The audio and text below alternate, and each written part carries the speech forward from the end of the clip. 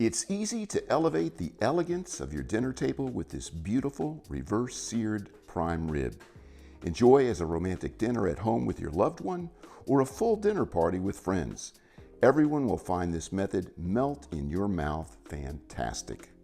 Welcome to Lawyer in the Kitchen. Today we're going to make a fantastic and really, honestly, it's simple to make, but it's a reverse-sear prime rib. And a lot of people cook it at a much higher temperature and cook it faster and sear it first. We're not going to do that. We're going to cook this thing at 250 degrees for about 3 to 4 hours or until it gets to 118 degrees. We're going to take it out and let it rest for 30-40 minutes.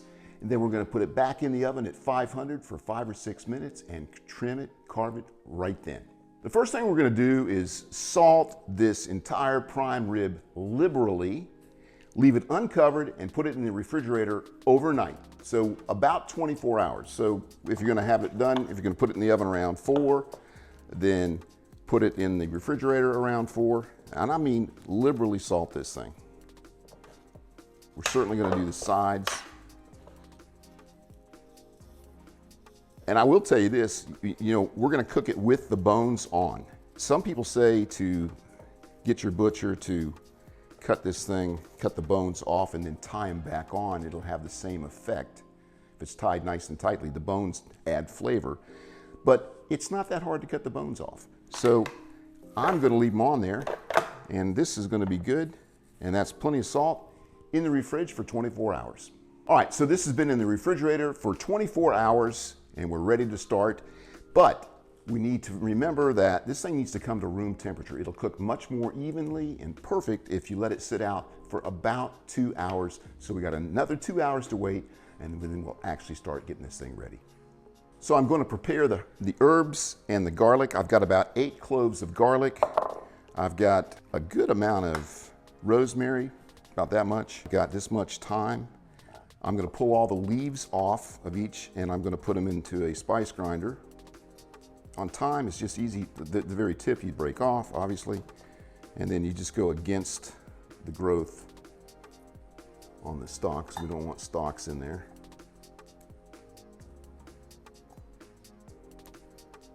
And the same thing on the rosemary. And I've got a lot more rosemary, obviously, than I have thyme. I am not a fan of thyme that much. It's a good taste for this, but I don't like to overdo it. About 6 or 8 garlic cloves. I'm just going to lightly chop these and then put them in there with the rest of the stuff.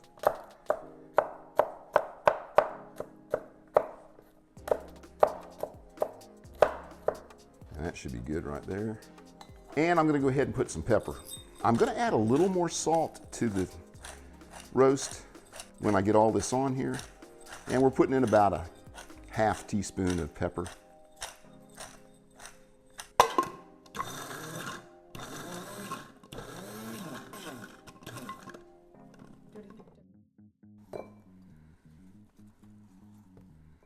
And this is essentially a paste.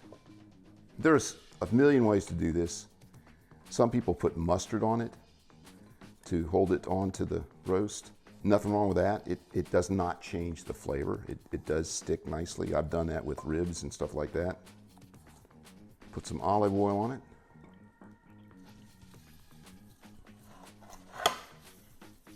Now bones, there's really no reason to do much with the bones at this point. Now when you get done with the bones, when you cut them off, save them, because you'd be surprised how much meat's actually between them that's really tasty. I mean, you can't get more bone on than between the bones. All right, so we got this ready. Pat this on here.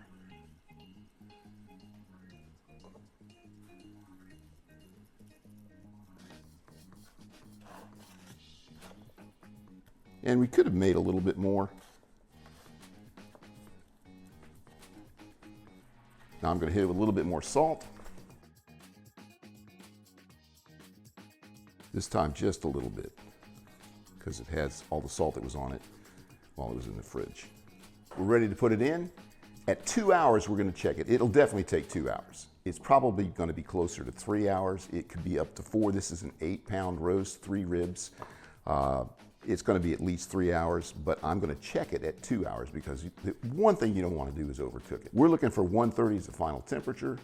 That's a perfect temperature for prime rib in my opinion. Some people don't like it quite that medium rare, but that's, in my opinion, if you cook it any more than that, you're going to ruin it. All right, we're at 250. We will not be putting a sear on it. We're going to do that at the end. The history of prime rib is a bit murky and unsettled, but many believe it became a popular English dish served on Sundays in the late 1700s at the time of the Industrial Revolution. It also became popular in Ireland, Canada, and the United States during the same period. It was initially often cooked by standing it up on its bones, thus the standing rib roast. Prime rib comes from what is known as the primal rib section, more specifically ribs 6 through 12 on the cow. Prime rib is a perfect way to celebrate any occasion, the best of which is, well, just eating prime rib. So we're at the 2 hour mark, and this is going to be early for sure, but I want to get an idea where the temperature is. So we want to go on about the thickest part of it. It shouldn't be even close yet. It's not. It's right under 80 degrees. We're looking for 118. All right, we're sitting about 3.5 hours. We'll wait for that to come down. That's definitely, kick one more in here. That one's high. Definitely got it.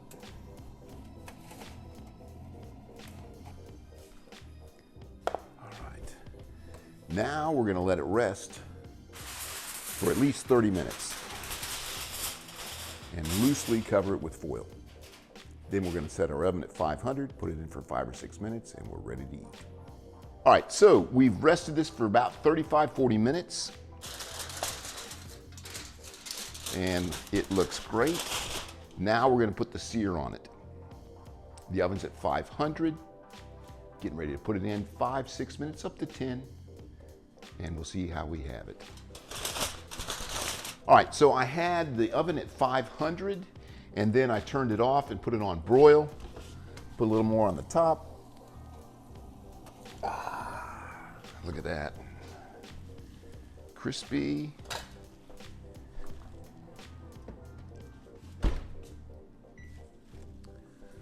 All right, so now the part is to get the bones off. Very good. Did I get that right? Did I get that right? You have to clack them. All right, so I want to come right underneath the bones.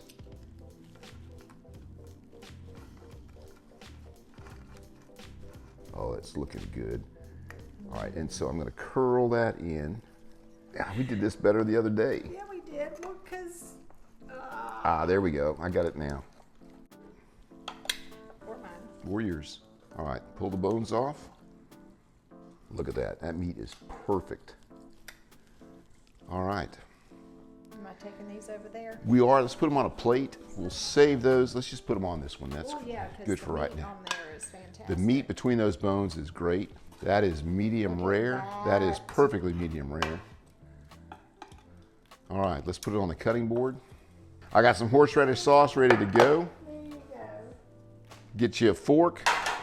I am going to turn it around because I like to cut this way. You can use this or a fork, but I'm going to go ahead and cut into it. You ready? Yep. Can't wait to see.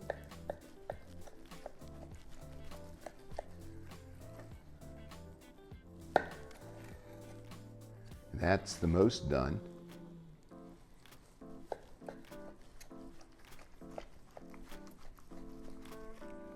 Look at that.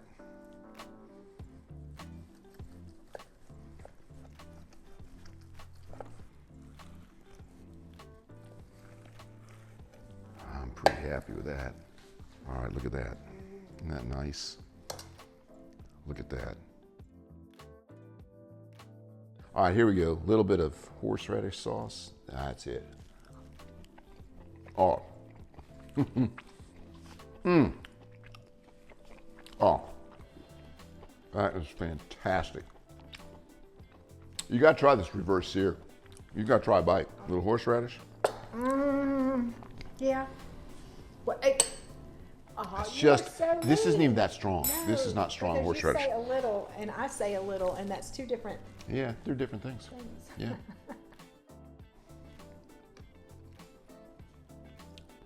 Good work, sir. All right. Hey, if you like this video, you got to try this, and like and subscribe. Tell me where you're from in the comments section, and I'll see you next time on While you're in the kitchen.